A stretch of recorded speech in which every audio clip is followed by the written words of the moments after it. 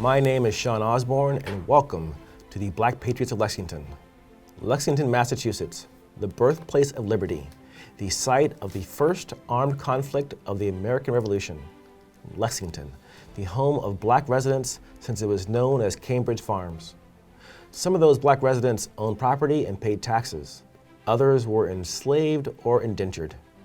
Many of them played vital roles in the founding of the United States of America. Scholars estimate that at least 50 black men responded to the Lexington alarm and engaged the British regulars on April 19, 1775. 3 of those men were from Lexington, Prince Estabrook and cousins Eli and Silas Burdew. 2 other men are known to have fought in Lexington as well, Caesar and his son John Ferret. Both served with the Natick militia. And over 2,000 black patriots from Massachusetts served between 1775 and 1783. Today, we'll explore the life and times of Prince Estabrook, a black patriot who, along with other members of the Lexington militia, faced down the bloody British at dawn on April 19, 1775, and continued to fight as a member of the Continental Army until 1783. Prince Estabrook was enslaved when the war began. His enslaver, Benjamin Estabrook, was paid for Prince's military service. Following his release from bondage, records show that Prince Estabrook enjoyed some of the privileges of being a free man and was blessed to live longer free than enslaved. Our guide on this exploration of the incredible life of Prince Estabrook is Charlie Price. Welcome, Charlie. Thank you. So, you grew up in the Boston area, is that correct? I grew up in Roxbury, yes. You did. So, and then you moved to Lexington? After I got married, we moved to Cambridge, and we had an apartment there, right near Harvard Square. And we started thinking maybe we'd like to buy a house. And friends of ours, married friends of ours, who had done similar things, they had looked quite extensively around the Boston area, and they were quite high on Lexington. They were the ones who sort of convinced us that we ought to try looking there too. So when was this? Is that in the 60s? In the 60s, 64, okay. 63, 64. And so we eventually started taking tours of Lexington, looking at houses. And after a while, we found a place that we thought we liked. So at that point, were you an engineer like so many of the other folks who moved into Lexington in the 60s? I graduated from Northeastern in 1955 as an engineer. And then I went back several years later, and I got my master's degree in 1960. And you worked on some missile work? Yep. I went out to California and worked at Convair in San Diego. They're an airframe manufacturer, and it turned out once I got there, I found out that they were doing very classified work, building a missile known as the Atlas. And it was the Atlas missile that eventually carried John Glenn up, and the first man in space. And so I worked on the Atlas missile for quite a while. Another hidden figure from our space work. Nice.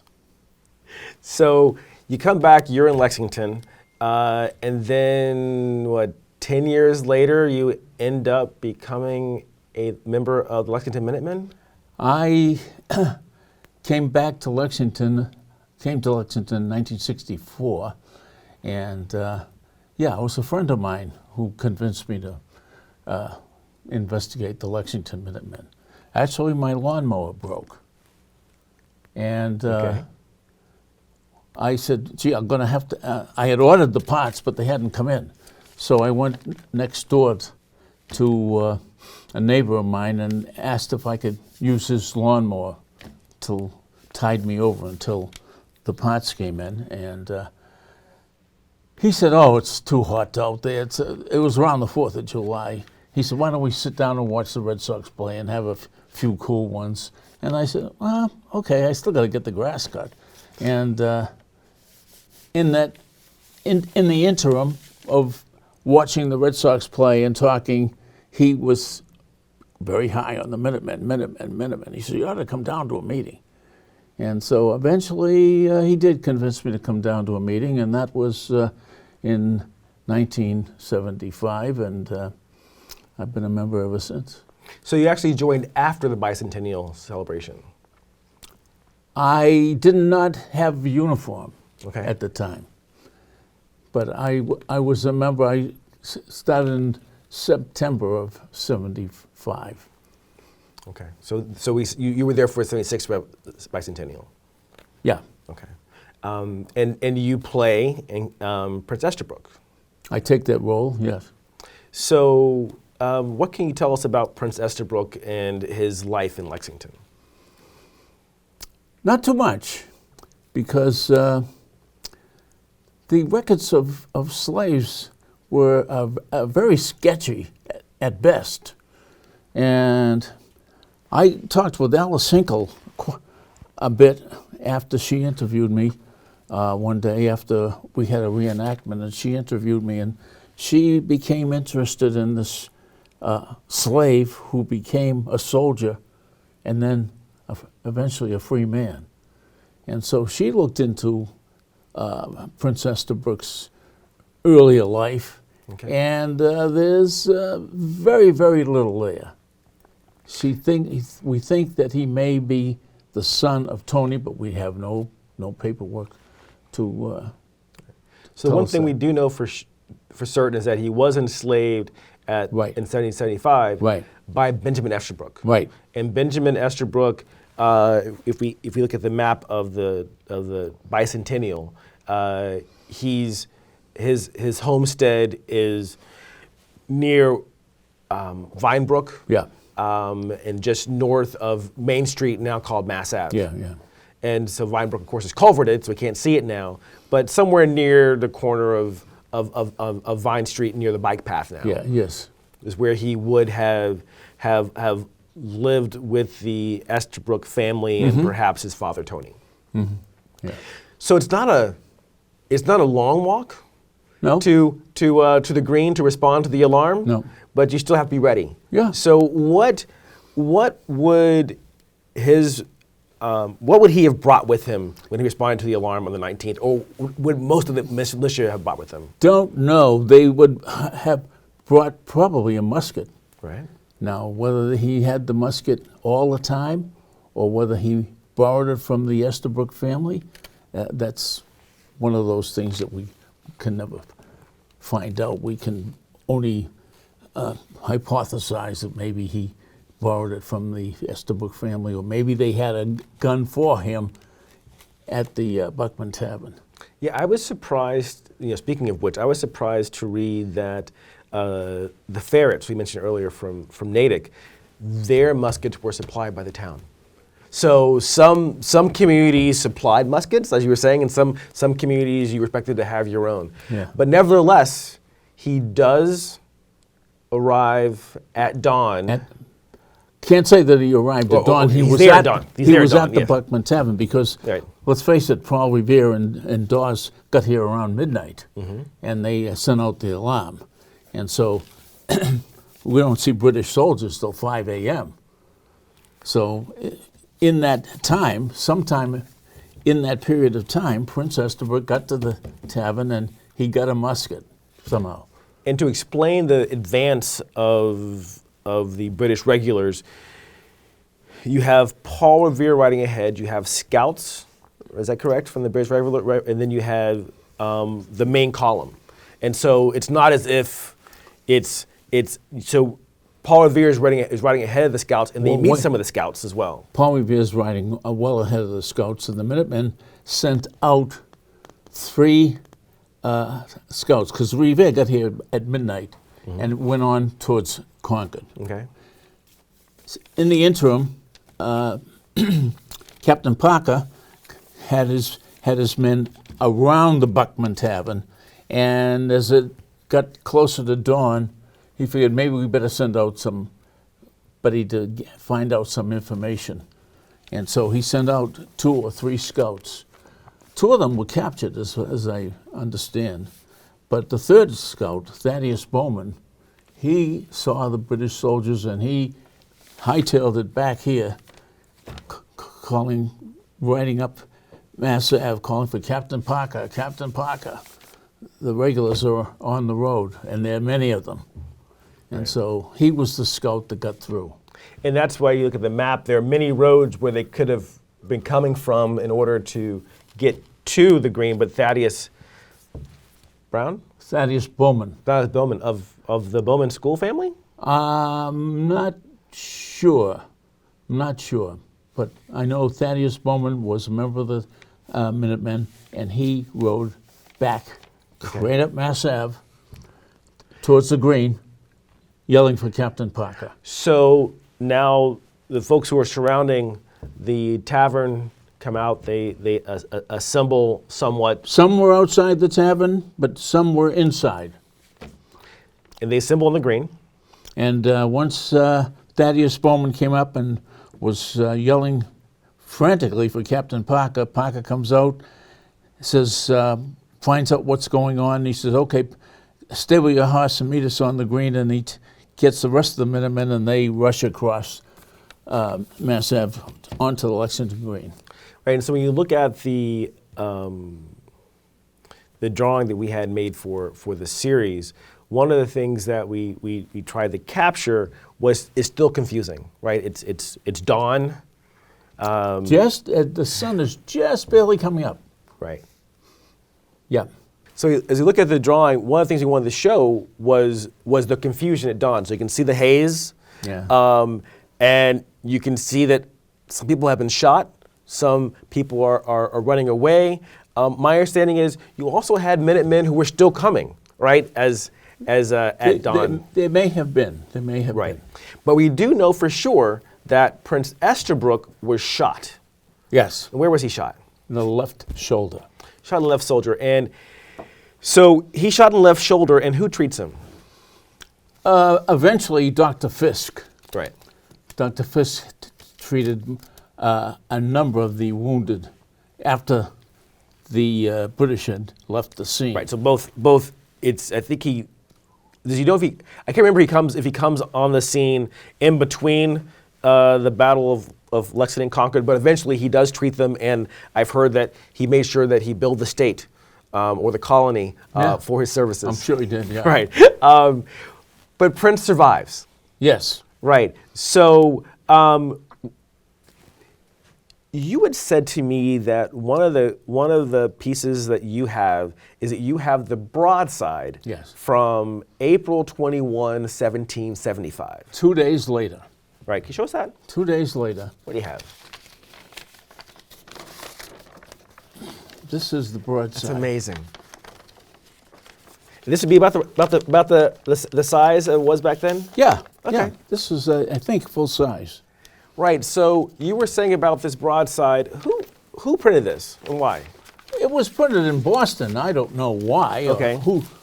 But it was more of the fervor. Whip up the masses. To get as much sympathy Right. from the populace as they could. And so they took and very carefully noted all of the wounded and the dead to make it seem as bad as possible Right. that this had happened. And they didn't want to let a lot of time go by because you figure the third of the people were not too enthusiastic about going on against the king. Another third of them were still loyal to the king, and the other third were kind of sitting on the fence. Right. So it could go either way, and so this was in order to inflame the thoughts of the populace. To highlight that, would you read that what's at the top of the broadside, what they wrote? Okay. At the top of the broadside, it says, "Bloody butchery by the British troops, 1775." That's the title, "Bloody butchery by the British troops or the runaway fight of the regulars." Being the particulars of the victorious battle fought at and near Concord, situated 20 miles from Boston, in the province of Massachusetts Bay, in New England, between 2,000 regular troops belonging to His Britannic Majesty and a few hundred provincial troops belonging to the province of Massachusetts Bay, which lasted from sunrise to sunset on the 19th of April, 1775, when it was decided greatly in the favor of the latter. These particulars are now published in this cheap form at the request of the friends of the deceased worthies, who died gloriously fighting in the cause of liberty and their country, and it is their sincere desire that every householder in the country who are sincere well-wishers to America may be possessed of the same, either to frame and glass or otherwise to preserve in their houses, not only as a token of gratitude to the memory of the deceased 40 persons, but as a perpetual memorial of that important event on which perhaps may depend on the freedom of the greatness of the Commonwealth of America, to which is annexed a funeral elegy on those who were slain in the battle. And that is the full text. Pretty inflammatory. This. They wanted to make sure people show up and fight. And so that's April 21. And so that's only 2 days after the battle. 2 days later. That came out. And then Prince has a little bit of time to recover from his wound right. Before he is found again in at Battle Bunker Hill. Bunker Hill, right. Yeah. So the Lexington Minutemen were at Bunker Hill. So what's happening in Bunker Hill?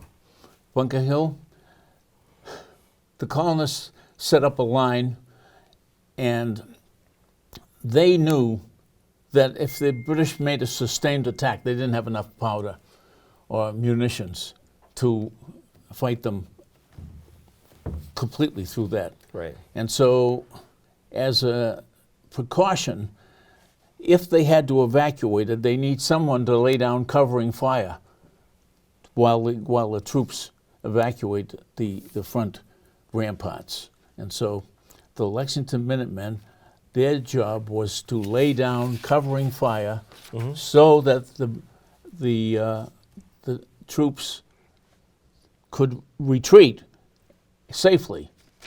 Now the British hit them once, got repelled. Came up a second time, got repelled. Came up a third time, and they overcame their opposition on the colonials because the colonials ran out of powder, and they had to beat it to get out of there. And before they left, 2 more Black Patriots made their way into history. One of them was Peter Salem, and the other one was Salem Poor. Salem Poor. And it was Salem Poor who's credited with shooting Major Pitcairn, who led the, with Colonel Smith, was in charge of the forces that came out to Lexington and conquered.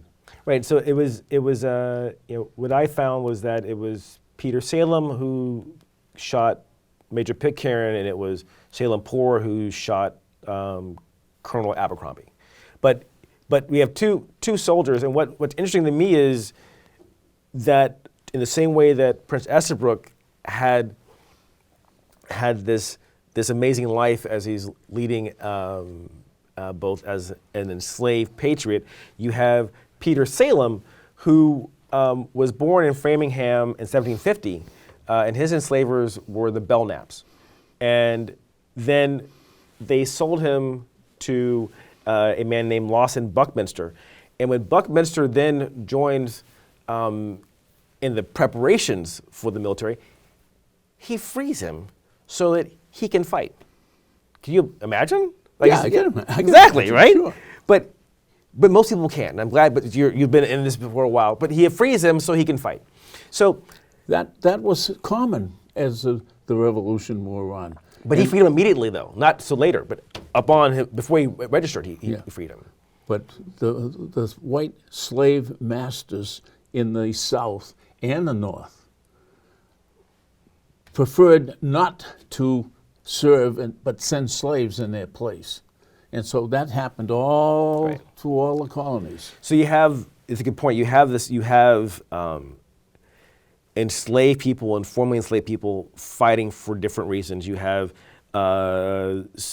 several enslaved people fighting for the British regulars and for the crown because they are promised payment. They get a bounty for registering, plus freedom. You have enslaved people who are fighting in place of their enslavers. Yeah. You have enslaved people who are fighting with the promise that if they survive, they'll be free.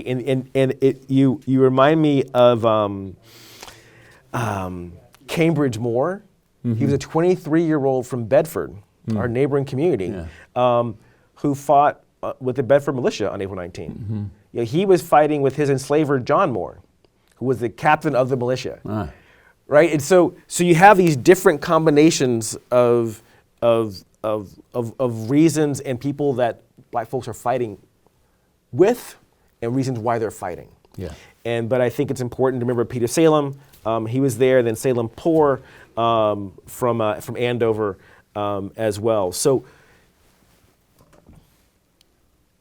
Prince Estabrook now has... Mainly these people are fighting to get free. That's the driving force. Get free. So you talk about getting free, and then we have in 76 the Declaration of Independence. Yeah. The famous word Declaration of Independence. But many people, including contemporaries, thought that not enough was said there. And one of them is Lemuel Haynes. Mm-hmm. Lemuel Haynes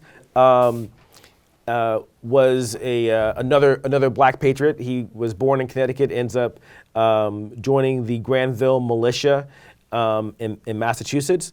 And he joins in 74 as someone who was no longer under contract. Mm-hmm. He was born free to a white woman, but his father was black, and they gave him up to be an indentured servant. Mm. He then serves his 21 years, which is standard time for indentured servitude at that point.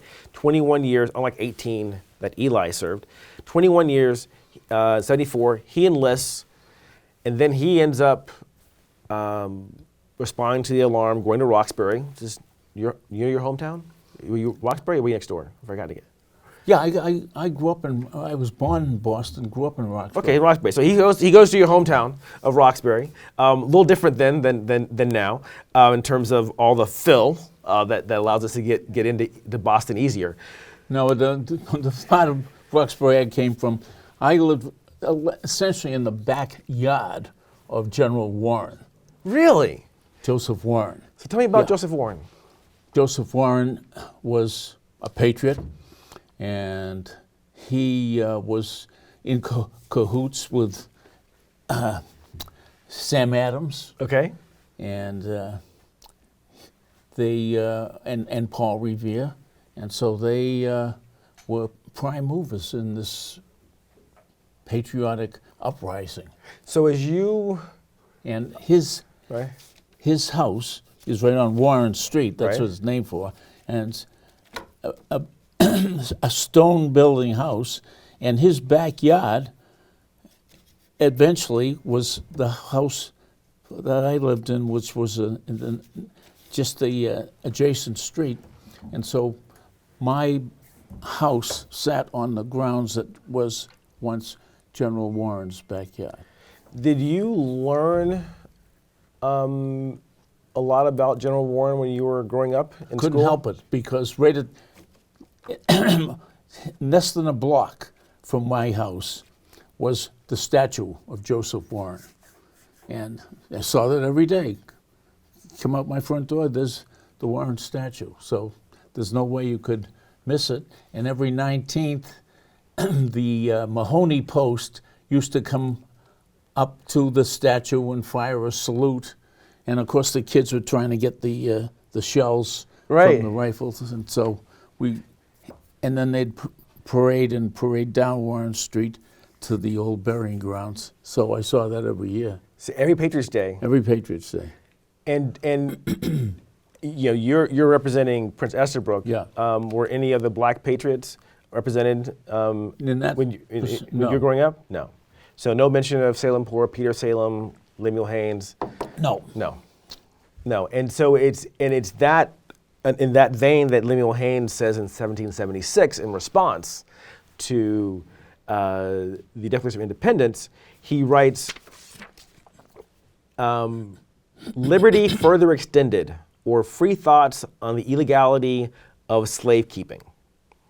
And he says within this long treatise, because this is the 1800s where speakers spoke for a long time, and the main proposition which I intend for some brief illustration is this, namely that an African, or in other terms, that a Negro may justly challenge and has an undeniable right to his liberty. Consequently, the practice of slave keeping, which so much abounds in this land, is illicit. So whether you were fighting for the crown or you're fighting for the colonists, you were fighting to end slavery if you were a black soldier. It really seems to me like you'd have a better chance going with the British, because the British, they had this proclamation sent out by John Murray, the King's representative of the governor of the state of Virginia. And he said, if you come fight for England, the crown will set you free. And they made that definite statement, whereas the colonials never came out with anything that serious, and so it was all hearsay. And it's interesting you mentioned Virginia, because that's the home colony, now state, of George Washington. And when George Washington comes to Massachusetts, in the wake of these battles, one of the things that he's confronted with, and I've heard that he wasn't as comfortable with, was there are a lot of black soldiers. Oh yeah, a lot of black soldiers who were free, indented, or enslaved, who were armed with guns. Exactly, and prepared to shoot, and primarily the targets are white men. Yeah. So he's uncomfortable Absolutely. with that, and so it's interesting that he makes this counter to the proclamation made by the King's representative in Virginia. He says, we do not want... About a month or so before John Murray, the governor of the King's governor in Virginia, about a month before that, he said they didn't want any black soldiers, no matter what. And Murray says, I've thought about this situation, and with the help of the thousands of slaves, it could be that would be the deciding factor if we come to not fisticuffs, but come to armed confrontation. And so he sends out the proclamation, sometimes known as the first Emancipation Proclamation. And what's interesting is that you do have, I've seen that there are more black soldiers that are believed to have fought for the crown. The crown. Yeah, about 20,000. 20,000 took up on Murray's promise, come fight for England, and the crown will set you free. And interestingly, that proportion doesn't seem to have been the case in New England, and it's interesting also because New England doesn't have the same percentage of enslaved people as the Carolinas and Virginia does. Oh yeah, that's true. And also that there are more free tax-paying, landowning, town meeting attending black folks, percentage-wise, in Massachusetts than in Virginia in '75. Yeah. And so when George Washington makes that proclamation, the folks in Massachusetts who were just trying to keep the muster rolls full, ignore it and say, no, we're not kicking Prince Estabrook off the rolls, we're kicking anybody else off the rolls. Yeah. We're going to continue doing what we're doing. And eventually, Washington, as he sees that he needs to invite folks in, not push them out. Well, after he had really beaten up in White Plains, New York, and they got he was quite a bad defeat there, and he got kicked out of New York, and they crossed the river into New Jersey. After those defeats, he had to change his mind. He said now he'll let anybody join up, white or black, free or not free, as long as they're an able-bodied person, they can sign in. So again, we have slavery because of it's about the money and the money and the money, and now we have the invitation for black people to fight because it's about the reality on the ground. Yeah. Which is you needed people who would enlist for extended periods of time and stay and fight. And that's what the Continental Army needed, and that's where people like Prince Estabrook filled in. So what can you tell us about Prince Estabrook's service? I know in general it's hard to find service records, but what can you tell us about what he did between Bunker Hill and 83? Well, he was in the winter of 77, 78, he was on duty in Cambridge, guarding thousands of Hessian and British prisoners captured at Fort Ticonderoga. And Fort Ty was about in October 1777. And they had all those prisoners down in Cambridge. And so Prince Estabrook was busy guarding them for that winter, the winter of 77, 78, which, you know, at Valley Forge was almost was quite a disaster for Washington with his troops. Right. So Prince Estabrook was busy doing that, guarding troops. But the strange thing about this, or the thing that seems so ridiculous, is here's the Continental Army short on powder, short on weapons, short on personnel, excluding all blacks from fighting. The little upstart colonial force trying to take a swipe at the Great Britain, and his Great Britain, the superpower, who have got everything that they need to fight, and they are accepting all blacks who are willing to fight.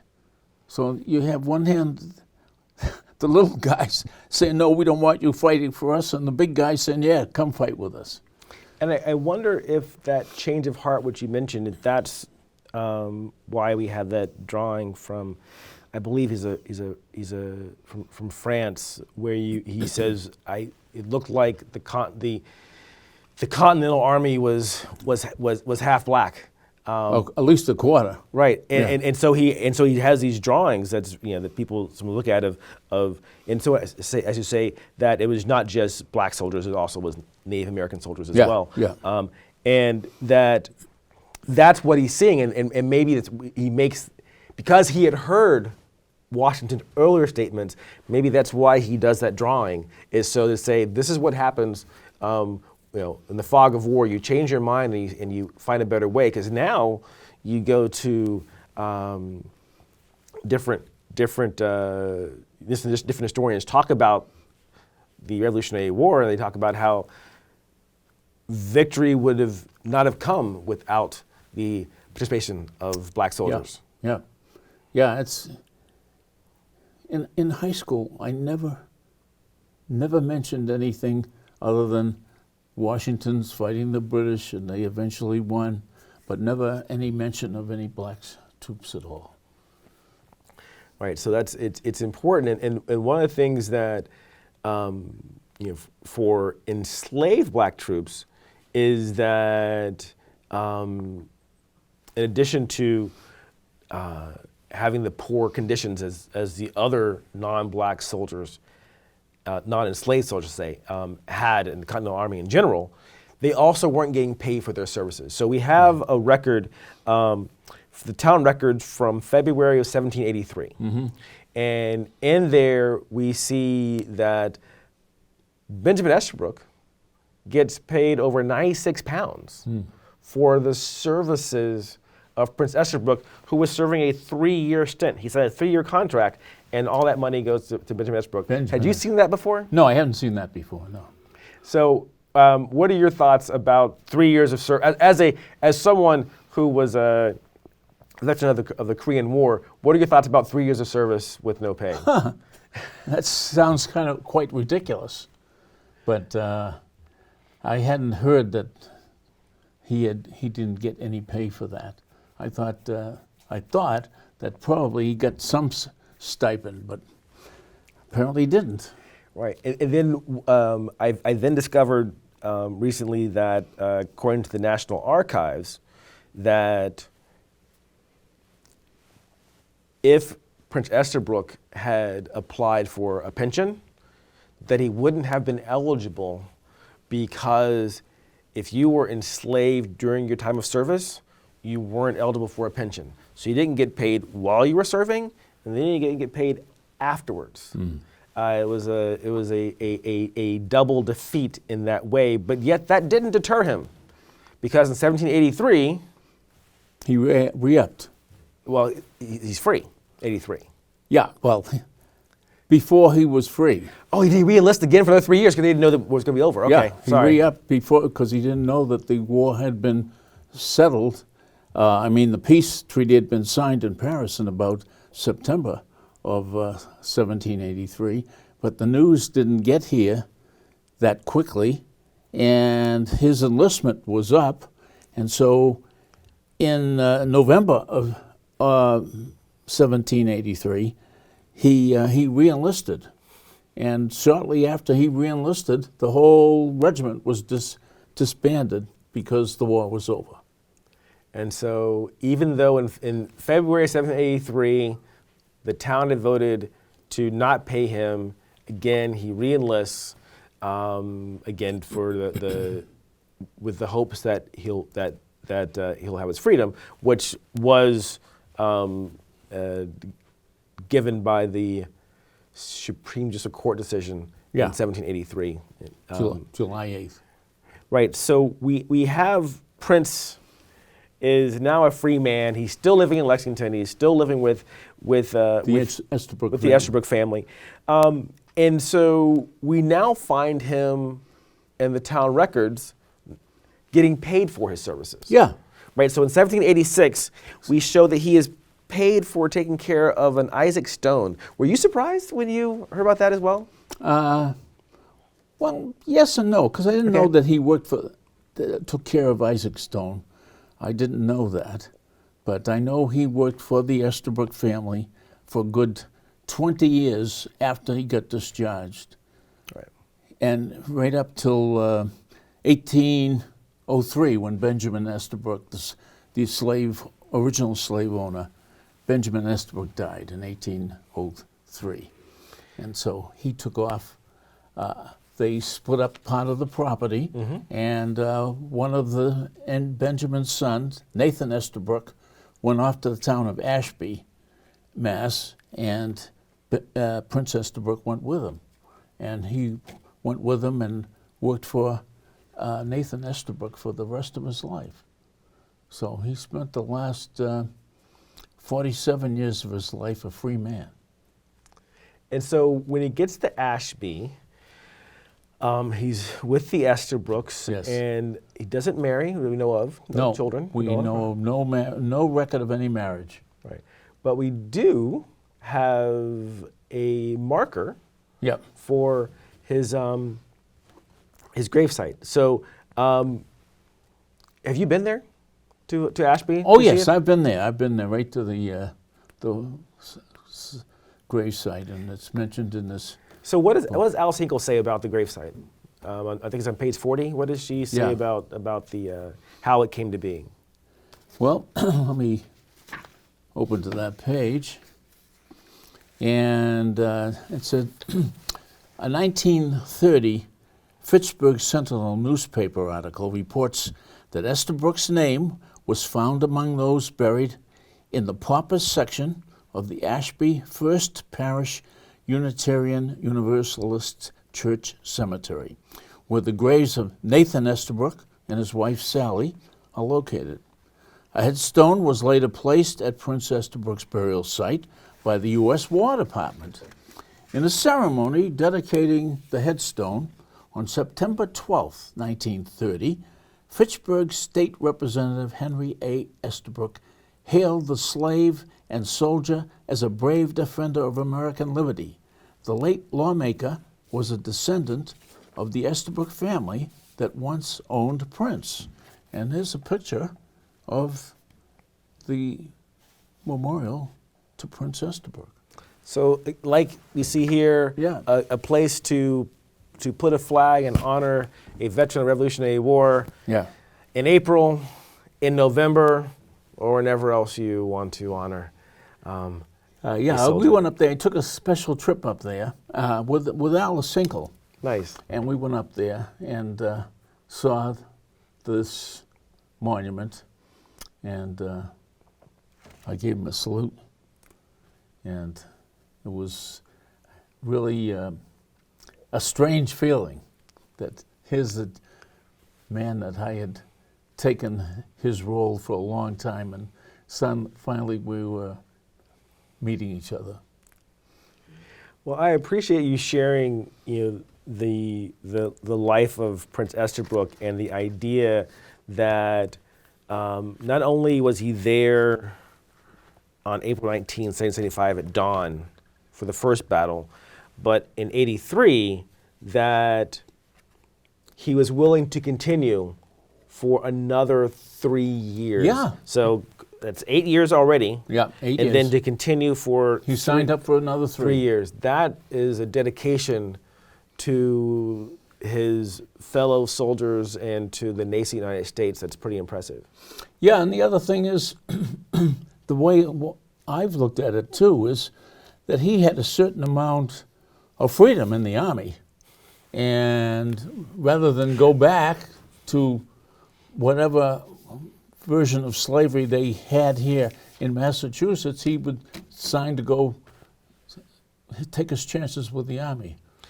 So, and he was serving with a lot of folks he lived with and grew up around in Lexington. So that was the nice thing about being able to enlist in Massachusetts. That said, in your many roles in life, you also were a park ranger. Is that right? Yeah, I was park ranger. Yeah. So, and also you've been the captain of the Lexington Minutemen as well. Yes. So, thinking about those two roles and your interaction with the public, what would you want them to know about Prince Estabrook and other Black Patriots of the Revolutionary War? Number one, that black men were here. And black men played a significant role in the establishment of the original United States, and they actually took part in a number of significant battles in the country's birth. Everybody knows George Washington, and he had troops, and they had a little bit of trouble, but eventually they overcame those and went on to win the war. But without France, there's no way we could have won that war. Without the French army and General Rochambeau. It's never been mentioned, but I know it's never been mentioned in any of the history books I had. Rochambeau came over here and talked to Washington, and Washington is telling him his plans for attacking New York City. It always bugged him that he had lost New York. And Rochambeau looked over the situation and says, I don't like it. He says, my best bet is that if New York City is number one, a hard nut to crack, and my best estimate is you got about a 50-50 chance of taking it. He says, I never get in a fight where there's a 50% chance that I lose. Okay. But he then laid out what was in front of Washington, what was happening, that Cornwallis had been cleaning up in the South, but he has got to be short on supplies now. He's got to get resupplied somewhere a close port where the British fleet can come down and resupply him. And so he's probably going to head for Yorktown. And he said, so Cornwallis is headed for Yorktown, short on supplies, and General Rochambeau convinces Washington to move a great part of the Continental Army down there to the Yorktown Peninsula, and at the same time, his Admiral de Grasse of the French fleet out there to intercept any supply train or supply ships coming from elsewhere to supply Cornwallis. And sure enough, a British contingent of fleet of ships came down from New York with the supplies, and the French fleet intercepted them and drove them away. And so the damaged British ships returned to New York to get refitted and so forth. And meanwhile, de Grasse now turns his guns from firing at the British fleet to firing inland on the peninsula, Yorktown Peninsula. So Cornwallis is now getting hit from the sea with cannon fire, and the British and the colonials with the French.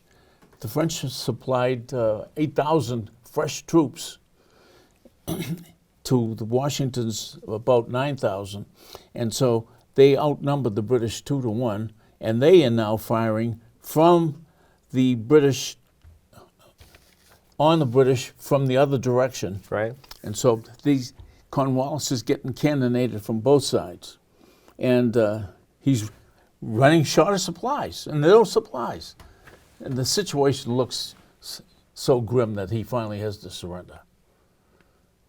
Yeah, and I love that you're talking about Yorktown, because I know there are several black soldiers from New England who also are there for the battle in Yorktown. So that your theme about black soldiers were there. Yeah. Prince Estabrook, April 19, and then others in Yorktown. Yeah, there were approximately 2,200 black soldiers in Washington with Washington's troops. 2,200 out of 9,000. He really did change his mind. And then 8,000 French troops helping them. Right. So there was quite a group of black soldiers in that fight. And that's, I appreciate that. I appreciate your bringing us from the beginning to the end. Yeah. Black soldiers there throughout. So thank you. All the time I saw pictures of Washington parading the troops in front of the defeated British troops at Yorktown, but they never saw any black troops. I never knew any of this happened until I got interested in Prince Estabrook and the fight in the Revolutionary War. Well, I'm glad you did. I'm glad that we were able to talk about more of those black soldiers. Yeah. Someone will find other people and great stories and share them with us. Yeah. That'd be wonderful. So thank you. Okay. I hope that you have been inspired by the life of Prince Estabrook, perhaps the only black soldier or white soldier to engage in the first battle of the American Revolution and continue to serve until the last year of the War for Independence. I invite you to learn more about the Black Patriots of Lexington and the other Black Patriots of the Revolutionary War. These men and women were heroes and founders of our great nation, the United States of America. Till next time, I'm Sean Osborne, and thank you to the researchers and curators who make this program possible. Appreciate it.